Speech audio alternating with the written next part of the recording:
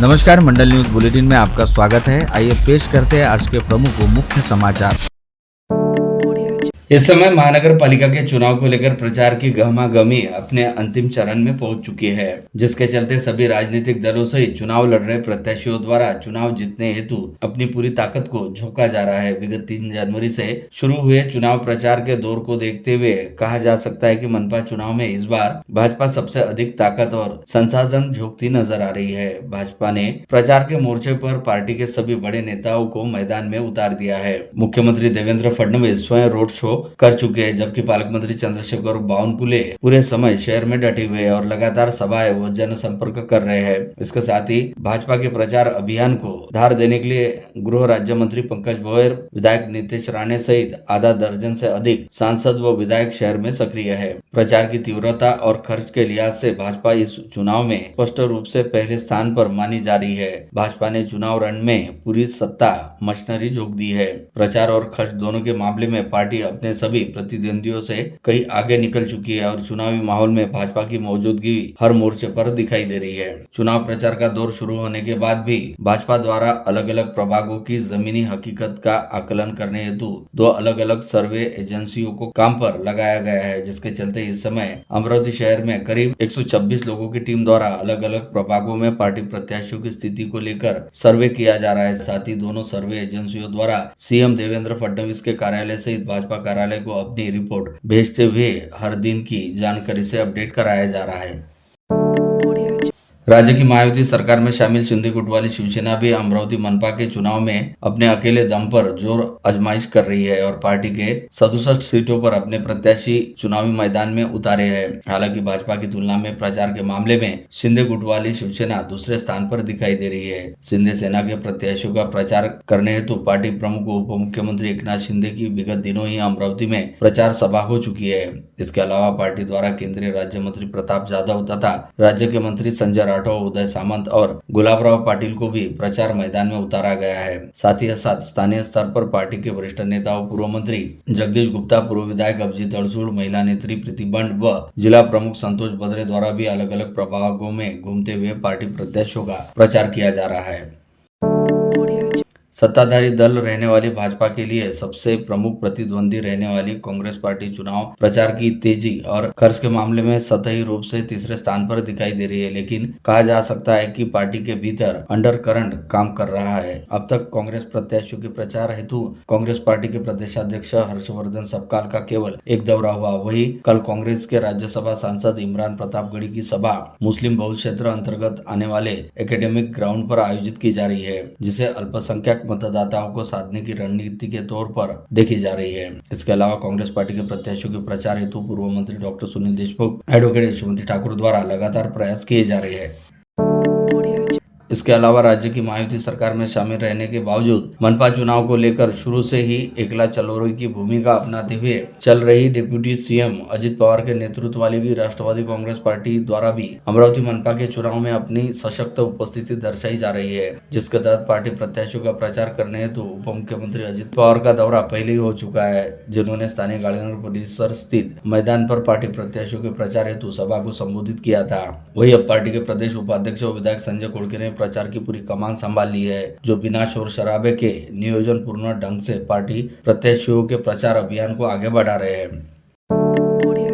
यहाँ यह विशेष उल्लेखनीय है कि शहर के केवल मुस्लिम बहुल प्रभागों में अपनी पकड़ रखने वाली और केवल अल्पसंख्यक वोटों की राजनीति करने वाली सांसद असदुद्दीन ओवैसी की ऑल इंडिया मजलिस इत्तेहादुल मुस्लिमीन यानी एमआईएम द्वारा भी अमरावती मनपा में चुनाव में जबरदस्त तरीके से अपनी ताकत और संसाधनों को झोंका जा रहा है। यही वजह है कि विगत एक सप्ताह के दौरान एमआईएम पार्टी के मुखिया व सांसद असदुद्दीन ओवैसी खुद 2 बार अमरावती दौरे पर पहुंचे, जिसके तहत पहले दौर में एक पत्रवार्ता को संबोधित करने के साथ ही सांसद ओवैसी ने एकेडमिक ग्राउंड पर जनसभा को संबोधित किया।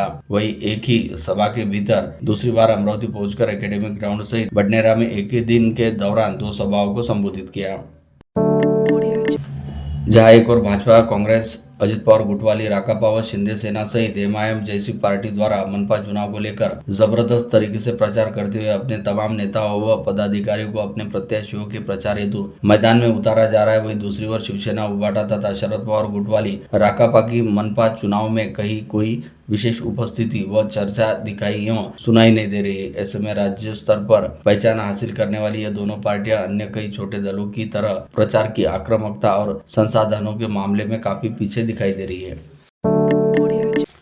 राज्य में नगर निगम चुनाव के बाद होने वाले जिला परिषद और पंचायत समिति के चुनावों को फिलहाल आगे बढ़ा दिया गया है। सुप्रीम कोर्ट ने राज्य निर्वाचन आयोग की याचिका स्वीकार करते हुए इन चुनावों के लिए 15 दिन की अतिरिक्त मोहलत देने की अनुमति दी है। इसके पहले सर्वोच्च न्यायालय ने राज्य निर्वाचन आयोग को 31 जनवरी 2026 तक सभी स्थानीय स्वराज्य संस्थाओं की चुनाव संपन्न कराने के निर्देश दिए थे। हालांकि निर्वाचन आयोग ने आरक्षण से जुड़े तकनीकी और कानूनी मुद्दों का हवाला देते हुए चुनावी प्रक्रिया के लिए और समय की मांग की है। इस पर 12 जनवरी को हुई सुनवाई के दौरान सुप्रीम कोर्ट ने आयोग की दलीलों को स्वीकार करते हुए जिला परिषद और पंचायत समिति चुनावों को आगे बढ़ाने की अनुमति दे दी है। कोर्ट ने स्पष्ट किया कि अब ये चुनाव 15 फरवरी 2026 तक हर हाल में पूरे किए जाएंगे। सुप्रीम कोर्ट के इस फैसले से राज्य में जिला परिषद और पंचायत समिति चुनावों की तारीखों को लेकर जारी असमंजस फिलहाल समाप्त हो गया है।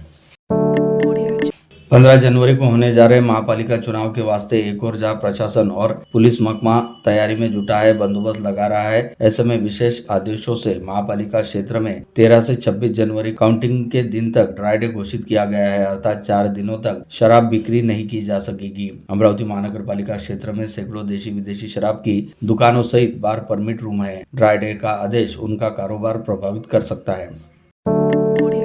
अमरावती महानगर पालिका सार्वत्रिक चुनाव प्रक्रिया 2025-2026 को शांतिपूर्ण, पारदर्शी और सुव्यवस्थित तरीके से संपन्न कराने के लिए प्रशासन द्वारा व्यापक स्तर पर तैयारियां की जा रही है। इसी कड़ी में चुनाव अधिकारी एवं मनपा आयुक्त सौम्या शर्मा चांडक ने सोमवार को शहर के विभिन्न मतदान केंद्रों का प्रत्यक्ष निरीक्षण किया। अमरावती मनपा के 22 प्रभागों के 87 सदस्यों के चयन के लिए 15 जनवरी को मतदान होने जा रहे हैं। 4 सदस्यीय प्रभाग के लिए प्रत्येक बूथ पर 800 से 900 मतदाताओं के लिए एक मतदान केंद्र मुताबिक मतदान केंद्र निश्चित किए गए और हर बूथ पर एक मतदान केंद्राध्यक्ष समेत कुल 4500 कर्मचारी तैनात किए गए। आगामी 15 जनवरी को अमरावती महानगर पालिका के 22 प्रभागों से 87 सदस्य चुनने हेतु मतदान कराया जाएगा तथा 16 जनवरी को मतगणना करते हुए चुनावी नतीजे घोषित किए जाएंगे। इस बार मनपा के चुनावी मैदान में कुल 661 प्रत्याशी है और शहर के 22 प्रभागों में कुल 805 मतदान केंद्र तय किए गए हैं। ऐसे में निर्वाचन प्रक्रिया को शांतिपूर्ण तरीके से संपन्न कराने के साथ साथ ही इस दौरान कानून व व्यवस्था की स्थिति को बनाए रखने के लिए 805 मतदान केंद्रों पर पुलिस की पैनी नजर रहेगी, जहां पर स्पेशल कमांडो व बंदूकधारी राज्य आरक्षित पुलिस बल की कंपनी सहित 1500 पुलिस कर्मचारी व 900 होमगार्ड की तैनाती रहेगी।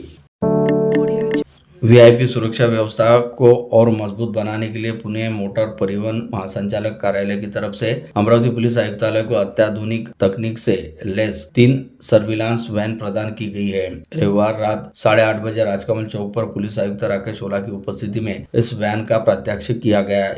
इन तीनों सर्विलांस वैन में लगे 360 डिग्री हाईटेक कैमरे चारों दिशाओं से भीड़ की निगरानी करेंगे। जानकारी के मुताबिक राज्यपाल, मुख्यमंत्री, उप मुख्यमंत्री अथवा किसी अन्य वीआईपी नेता की सभा, रैली या दौरे के दौरान इन वैनों की मदद से बंदोबस्त में तैनात पुलिस अधिकारियों और जवानों को व्यापक और सटीक निगरानी में सुविधा मिलेगी। अमरावती महानगर पालिका चुनाव का प्रचार अंतिम चरण में पहुंचते ही राजनीतिक बयानबाजी और तेज हो गई है। विधायक रवि राणा की युवा स्वाभिमान पार्टी से गठबंधन टूटने के बाद भारतीय जनता पार्टी ने खुलकर आक्रामक रुख अपनाया है। भाजपा उम्मीदवारों के समर्थन में आयोजित चुनावी सभा को संबोधित करते हुए राज्य के श्रम मंत्री आकाश फुंडकर ने रवि राणा पर निशाना साधा। युवा स्वाभिमान पार्टी को मिले पना चुनाव चिन्ह का उल्लेख करते हुए फुंडकर ने कहा कि युति टूट चुकी है, अब ना राणा चाहिए ना पाना, सिर्फ और सिर्फ कमल को ही चुनकर लाना है। मंत्री फुंडकर ने कहा कि अमरावती में भाजपा का ही महापौर बनना चाहिए और इसके लिए पार्टी के सभी उम्मीदवारों को विजय बनाने की जिम्मेदारी कार्यकर्ताओं पर है। भाजपा के राज्यसभा सांसद डॉक्टर अनिल बोंडे ने भी साई नगर में हुई प्रचार सभा में बिना नाम लिए रवि राणा को जवाब दिया। उन्होंने कहा कि हमारे पास चारों उम्मीदवार असली कमल के हैं, जब ओरिजिनल हमारे पास है तो किसी और का झंडा उधार लेने की जरूरत क्या। बोंडे ने यह भी कहा कि कुछ लोग यह प्रचार कर रहे हैं कि युवा स्वाभिमान पार्टी के उम्मीदवार जीतने के बाद भाजपा में आ जाएंगे। इस पर सवाल उठाते हुए उन्होंने कहा कि जब राजकमल चौक पर दंगे भड़के थे तब ये लोग कहाँ थे? उस समय हिंदुओं की रक्षा के लिए यही भाजपा कार्यकर्ता सड़कों पर उतरे थे। उन्होंने स्पष्ट शब्दों में कहा कि किसी की भी आने या किसी की भी अपील से फर्क नहीं पड़ता, अमरावती में भाजपा के चारों ही उम्मीदवारों को जिताया जाएगा। शहर में एक से दूसरे जगह जाने के लिए ऑटो रिक्शा उपयुक्त साधन है, जिसे शहर की लाइफलाइन भी कहा जाता है। शहर में बहुत से ऐसे ऑटो रिक्शा चालक है जिनकी संपूर्ण जीवन ऑटो चलाने में चला गया। ऑटो चालक ऑटो रिक्शा के माध्यम से अपने परिवार का उदर निर्वाह करते हैं। ऑटो चालकों के जीवन में सकारात्मक बदलाव लाने व उन्हें आर्थिक स्रोत प्रदान करने महाराष्ट्र ऑटो रिक्शा महामंडल की स्थापना कर 50 करोड़ रुपए का अनुदान उपलब्ध किया है। महामंडल की विविध कल्याणकारी योजनाओं का लाभ शहर के ऑटो चालकों को देकर उनके जीवन में सकारात्मक बदल लाने को प्राथमिकता दी जाएगी, ऐसा विश्वास राष्ट्रवादी कांग्रेस पार्टी के संगठन महासचिव तथा विधान परिषद सदस्य संजय खोड़के ने व्यक्त किया। अमरावती मनपा चुनाव की पार्श्वभूमि पर उन्होंने विदर्भ ऑटो चालक संगठन के संस्थापक अध्यक्ष नितिन मोड़ की उपस्थिति में आयोजित बैठक में ऑटो रिक्शा चालक बंधुओं से संवाद साधते हुए यह बात कही। अकोट नगर परिषद में भारतीय जनता पार्टी और एमआईएम के बीच गठजोड़ का दूसरा अंक आज देखने को मिला, जब बीजेपी के स्वीकृत नगरसेवक उम्मीदवार जितेन बठेरिया को एमआईएम के सभी 5 नगरसेवकों ने हाथ उठाकर समर्थन कर दिया। फलस्वरूप पीठासीन अधिकारी ने पूर्व नगरसेवक बठेरिया को अकोट पालिका को कोऑप्शन सदस्य घोषित किया। आज यह राजनीतिक डेवलपमेंट कुछ ही देर में समस्त राज्य में चर्चा का विषय बना है। इसके पहले स्थानीय विधायक प्रकाश भारसाकले द्वारा एमआईएम के साथ गठजोड़ करने का प्रयास हुआ था। आज दूसरे अंक में आखिर एमआईएम के सपोर्ट से बीजेपी का स्वीकृत नगरसेवक बनने की खबर राज्य स्तर पर सुर्खियों में चल रही है।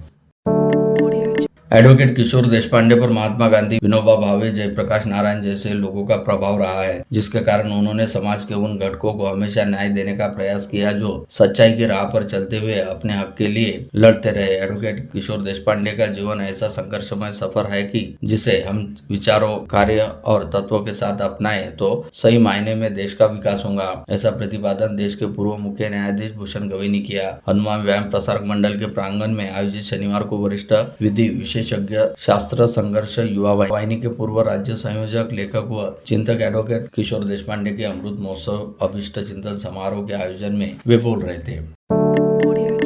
शहर में कानून की रक्षा की जिम्मेदारी रहने वाले पुलिस जवानों की लापरवाही उन्हें महंगी पड़ी है। नागपुर थाना के हवालात से आरोपी फरार होने के मामले को पुलिस आयुक्त राकेश ओला ने गंभीरता से लेते हुए कड़े कदम उठाए। इस प्रकरण में एक पीएसआई समेत 4 जवानों पर वेतन वृद्धि रोकने की कार्रवाई की गई। इस कार्रवाई से पुलिस महकमे में हड़कंप मच गया। दरियापुर शहर में सेंधमारों ने एक बड़ी घटना को अंजाम देते हुए ज्वेलरी दुकान पर हाथ साफ कर लिया। आज सवेरे उजागर हुई चोरी में लाखों का माल पार हो जाने से समस्त दरियापुर में खलबली मची है। पुलिस सरगर्मी से आरोपियों की खोजबीन में जुटे होने का दावा कर रही है। हिरुलकर ज्वेलर्स नामक दुकान को कल रात अज्ञात चोरों ने निशाना बनाया। चोरों ने दुकान के पीछे के दरवाजे को तोड़कर भीतर प्रवेश किया और वहां पर 25 किलो चांदी सहित 2.5 लाख रुपए नकद पर हाथ साफ कर लिया। दुकान मालिक सचिन हिरुलकर ने दरियापुर पुलिस थाना पहुंचकर शिकायत दी। पुलिस ने आगे की जांच करते हुए अज्ञात चोर सीसीटीवी कैमरे में कैद होता उन्हें दिखाई दिया। रात के समय ड्यूटी पर रहने वाले चौकीदार से भी सवाल पूछे जा रहे हैं। सरकार का करोड़ों रुपयों का राजस्व डुबाने के साथ ही विगत करीब 2.5 वर्षों से फरार रहने वाले अंजनगांव सूची क्षेत्र से वास्ता रहने वाले एक बड़े व्यापारी को ग्रामीण पुलिस की आर्थिक अपराध शाखा ने विगत 9 जनवरी को नागपुर से हिरासत में लिया। पकड़े गए आरोपी का नाम विवेक सुधाकर काकड़ बताया गया है, जिस पर राज्य सरकार के साथ 4,48,16,507 रुपए की जालसाजी किए जाने का आरोप है। ड्रग्स विरोधी विशेष कार्य बल की महानिरीक्षक शारदा राउत और उप निरीक्षक रविंद्र पाटिल के निर्देशानुसार विशेष दस्ते ने बडनेरा स्टेशन परिसर में गांजा बिक्री हेतु लाए जाने की खबर लगते ही छापामार कार्रवाई की गई तथा एक आरोपी गांजा का बोरा छोड़कर भाग गया, किंतु 3 आरोपी को पुलिस ने पकड़कर उनसे 21.640 किलो गांजा जब्त किया।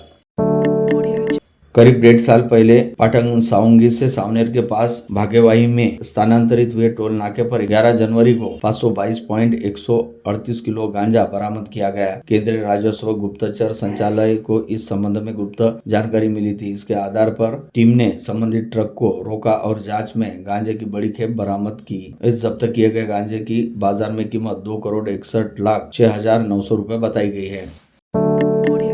रविवार 11 जनवरी को दिन दहाड़े दोपहर में गांधी आश्रम चौक में नयन वायधने नामक युवक कांड में कोल्हापुरी गेट थाने के डीबी स्क्वाड के दल ने फरार दोनों आरोपी भाइयों को नागपुर के काटोल शहर से देर रात गिरफ्तार कर लिया। इन दोनों आरोपियों की पत्नी और बहन को भी पुलिस ने कब्जे में लिया। इस तरह इस कांड में कुल 5 आरोपियों को गिरफ्तार किया गया। यह कांड युवती को परेशान करने के कारण पर से हुआ रहने की जानकारी पुलिस सूत्रों ने दी।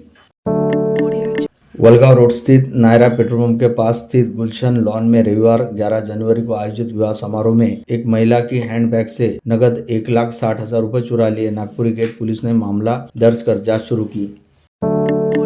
गोल्ड बॉन्ड व डिजिटल गोल्ड के नाम पर नागरिकों के साथ आर्थिक जालसाजी होने का गंभीर मामला उजागर हुआ है। रिद्धि ज्वेलर्स के संचालक सतीश चंद एकनाथ बाहड ने 3 साल में निवेश किया पैसा और सोना दोगुना करने का प्रलोभन देकर अनेक नागरिकों से 88,90,000 और भारी मात्रा में पैसा जमा कर उसकी अफरा तफरी किए रहने का आरोप शिकायत में किया गया। अमरावती शहर के कटोरा नाका परिसर के डॉक्टर कॉलोनी में रहने वाले एक विभागीय अधिकारी के बंद मकान को निशाना बनाते हुए 16,33,000 रुपए का माल शातिर चोरों ने उड़ा लिया। यह घटना 23 दिसंबर से 11 जनवरी के दौरान घटित हुई।